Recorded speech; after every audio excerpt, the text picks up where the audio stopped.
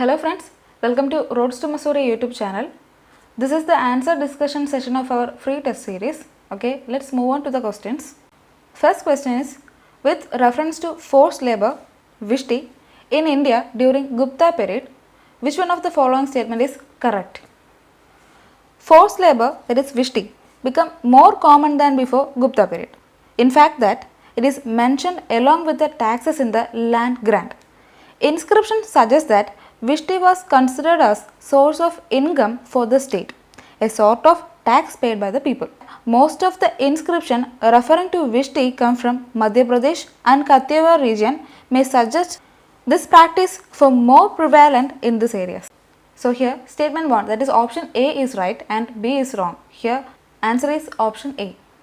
Second question, which one of the following sultan assumed to the title of Umadad ul Niswan? Umadad ul Niswan means illustrious among women. So Umadad ul Niswan was a woman. So here answer is option A, Razia Sultana. She inscribed this title on the coin issued by her. She also awarded with the title Raziyat ul Din. Next question. Consider the following statements. Saint Nimbarka was contemporary of Akbar. It was wrong because time period of Akbar was 1556 to 1605 and time period of Nimbarka was 13th century. So first statement is wrong. Second statement, Saint Kabir was greatly influenced by Sheikh Ahmad Sirhindi. Of course not, because time period of Kabir was 15th century and Sirhindi was 17th century. So here both statements are wrong. So answer is option D. Fourth question, which one of the following statements are correct about the Mandu architecture? The Mandu architecture was different from Gujarat style of architecture.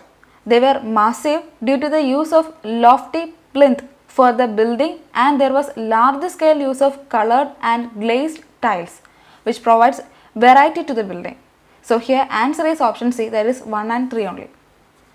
Next question, in which Buddhist council Buddhism was divided into Sthaviravadins and Mahasanghikas? Here answer is option B, Second Buddhist Council. Next question, who among the following has been mentioned as Maharajadiraja and a lion to the Huna deer by Banabhatta? Prabhagravardhana was a king of Thanesar in northern India around the time of decline of the Gupta Empire. Banabhatta credit Prabhagravardhana with a strong stance against the Hunas, describing him as a lion to the Huna deer. So here answer is option B. Next question, what was Halivakara in Gupta era? Halivakara is a kind of tax in Gupta era. Halivakara was a plough tax paid by every cultivator owning a plough. Some of its taxes include bali, bhoga, etc. So here answer is A, a kind of tax. Eighth question, in Vedic era, Akhyani is a goddess of which of the following? Option A, peace, B, sacrifice, C, forest, and D, rivers. In Vedic era, Akhyani is a goddess of forest. Some of the major deities of Vedic traditions include Indra, Surya, Agni, Ushas, Vayu, Varuna, Vishnu, Mitra, Aditi, Yama, Soma, Saraswati, Prithvi, and Rudra. So here answer is option C, forest. Ninth question, there is only one rock edict in which Ashoka talks about taxation. Which among the following is the edict? Lumbini pillar edict in Nepal is also known as Rumindei pillar inscription. The Lumbini pillar edict recorded that sometime after the 20th year of his reign, Ashoka travelled to the Buddha's birthplace and personally made offerings. He then had a stone pillar set up and reduced the taxes of people in that area. It talks about the taxation of Ashoka. So here answer is option C. Next question. What was the top grade officers of the army called during the rule of Vijayanagara kingdom? The important characteristics of Vijayanagara administration was Amaranayaka system. The top grade officers of the army were known as Nayakas or Palayagas or Poligas. These were officers were granted land in lieu of their service. So here answer is D, 1, 2 and 3. 11th question. Which of the following foreign travelers mentions the beautiful houses of the rich and a large number of their household servants during the rule of Vijayanagar Empire? We all know that many foreign travelers visited the Vijayanagar kingdom, and here Pius mentions the beautiful houses of the rich and large number of their household servants during the rule of Vijayanagar Empire. So here answer is option C, Pius. 12th question. Which of the following was the military commander?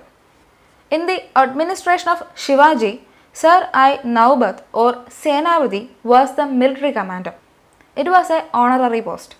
The Peshwa, also called the Pant Pradhan, looked after finance and general administration. So here answer is option B, Sir I. Naubat. 13th question. Which of the following was the next unit after Prant in the administration of Shivaji? The provinces under Shivaji administration were known as Prant and were under the charge of the Subedar. There was also a Sir Subedar used to control and supervise the work of Subedar. After Prant, the next unit was Tarf, which were headed by Havildar. So here answer is option B, Tarf. Next question. Which of the following were the Karkuns? Option A, military officers, B, revenue officers, C, inspectors, D, none of the above. The Maratha king Shivaji drastically reduced the powers of existing Deshmukhs and Kulkarnis. Shivaji also appointed his own revenue officials who were known as Karkuns. Shivaji strongly discouraged revenue farming. So here answer is option B, revenue officers. Question number 15. In which of the following inscription Balban called him a helper of Khalifa? Balban called himself the helper of Khalifa in his inscription on the walls of mosque at Garmukteshwar. The inscription is written in Arabic language dating to 1283 AD. So here answer is option C, mosque inscription of Garmukteshwar. 16th question. Under which among the following treaties the British East India Company secured the Diwani rights of Bengal, Bihar and Orissa? Here answer is option C, Allahabad. Treaty of Allahabad, that is 16th August 1765. It was the outcome of Battle of Buxar of 1764. Robert Clive, the Governor General of Bengal, made a separate treaty with Mughal Emperor Shah Alam II and Nawab of Awadh Shuja ud Dawla. According to this treaty, Mughal Emperor granted the fiscal right, that is Diwani right, to the East India Company at Bengal, Bihar and Orissa. So here answer is option C. 17th question. Which among the following organizations were founded by Pandit Madan Mohan Malaviya? Here answer is option C, that is 1 and 3 only, Banaras Hindu University and Hindu Mahasabha. 18th question. Which of the following is or are the main objective of the jury system of Bengal, which was introduced in 1832? The jury system of Bengal was introduced in the year of 1832 during the reign of William Bentinck. The objectives of the system were to assist the European judges by respectable Indians, providing the power of transferring a case to a panchayat and also empowering the Indians to investigate, to appoint Indians to help European judges when necessary. So here answer is option D, all the above. 19th question. Who of the following viceroy started the statutory civil service? Here answer is option D, Lord Lytton. Civil services in India was introduced by Lord Cornwallis, but the statutory civil service was started by Lord Lytton. So here answer is option D. Okay, last question. Which of the following established the Madras Mahajan Sabha? We already discussed this question earlier, and here answer is option D, 1, 2 and 3.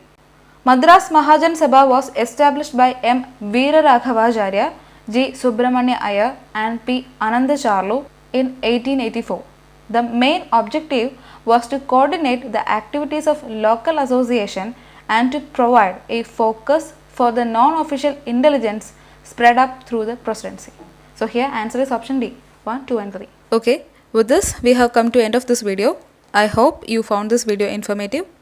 Let me know your thoughts, suggestions, doubts in comment section.